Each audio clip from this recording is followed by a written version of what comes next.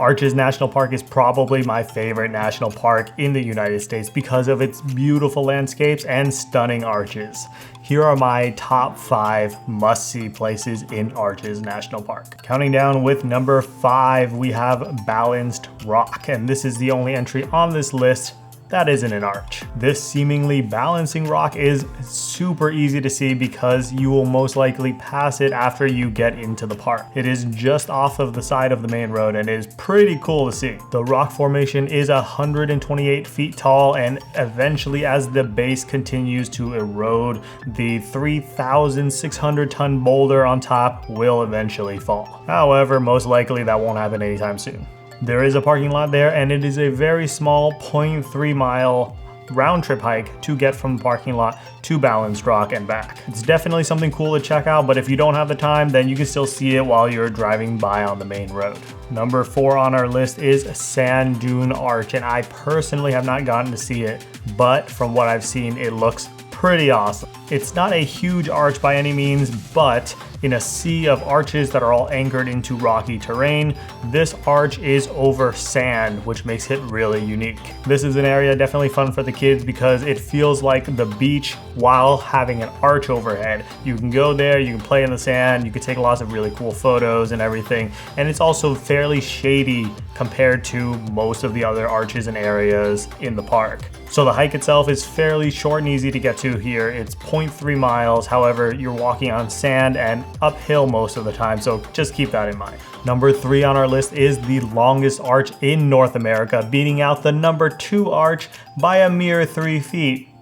Sorry, Zion National Park. Landscape Arch is about 1.9 miles round trip to and from the parking lot, and it's a fairly straightforward hike. There's not a lot of climbing or anything like that. It's fairly even terrain. The arch itself is stunning and is about 300 feet long, and if you get the chance to see it, you might want to do that because we don't know how long it's still going to be standing. Scientists say it's nearing the end of its lifespan and that it could fall at any point. In 1991, a large chunk off of the thinnest part of the arch fell, and since then, the trail has been closed off so that you can't walk underneath the arch anymore, and for good reason, because we don't really know what could fall. Now the thinnest part of the arch is a mere 6 feet, and for something that's about 300 feet long, that's pretty shocking. So if you get the chance, go see this arch while you still can. All right, now we're on to number 2, and this is my personal favorite arch in all of Arches National Park, Double Arch. It's a massive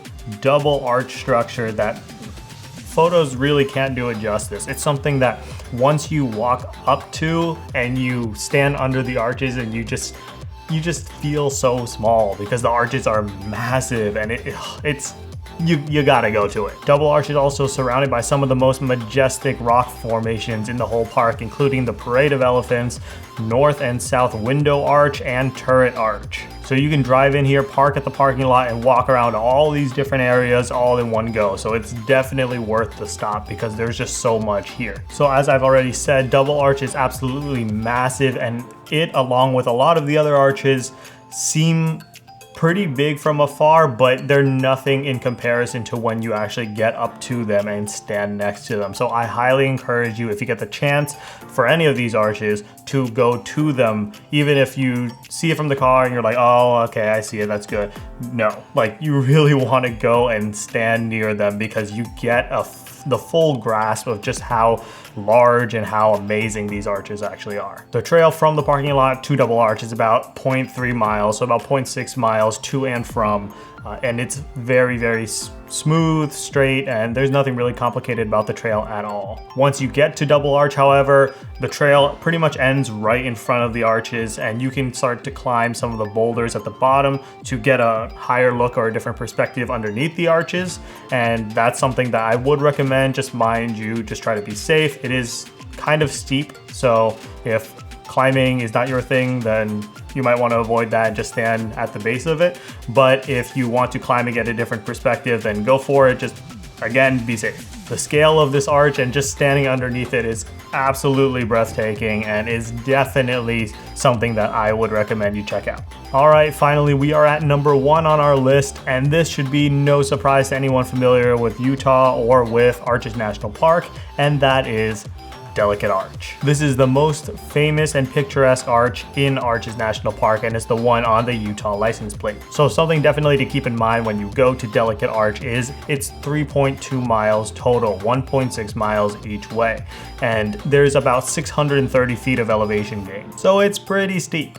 If you're not very fit or not someone that hikes often, then definitely take breaks, because going out here can be very, very exhausting, and rangers do have to come rescue people who can't complete the hike, especially in the summer months when it's extremely hot and there's really no shade pretty much throughout this whole entire hike.